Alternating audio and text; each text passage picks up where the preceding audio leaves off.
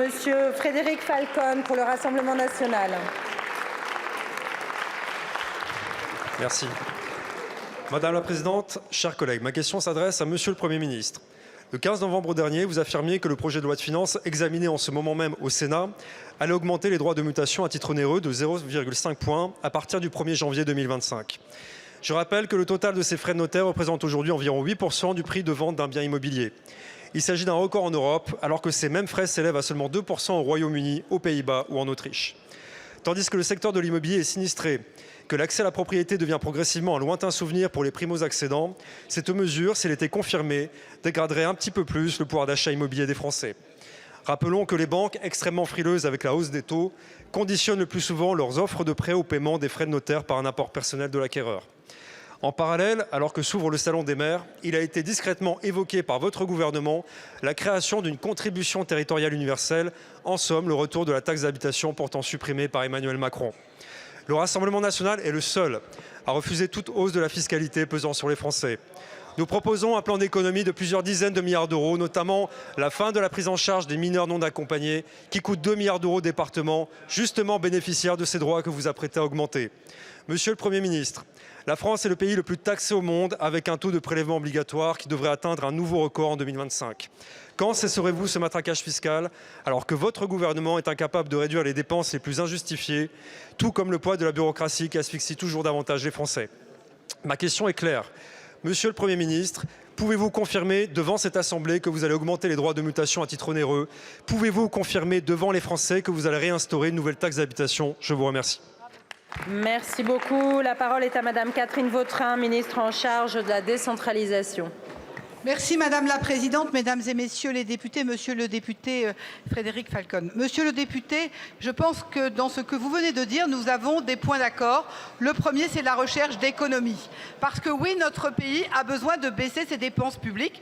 Nous le savons, la dépense publique en France, c'est 57% de la richesse. Ailleurs en Europe, c'est 49%.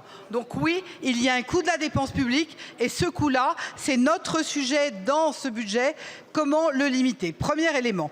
Deuxième élément, nous avons effectivement à travailler avec l'ensemble des différentes collectivités, tous les élus depuis la région, les départements, mais également le bloc communal.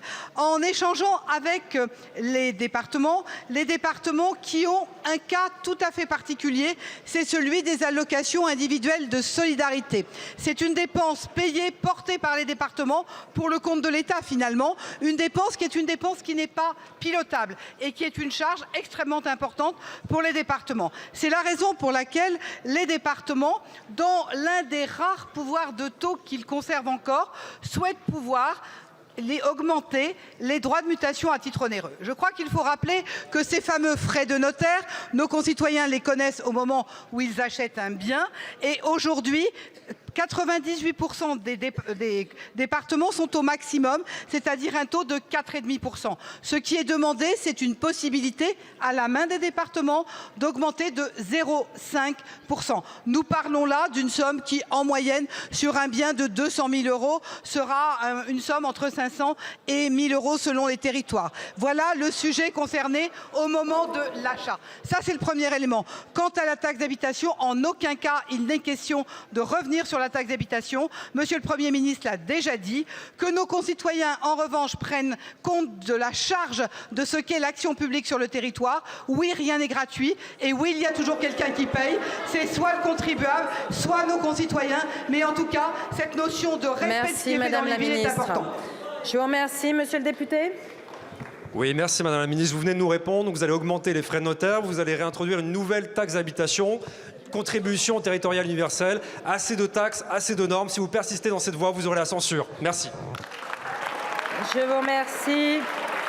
La parole est à Madame Joséphine Missoff pour le groupe EPR.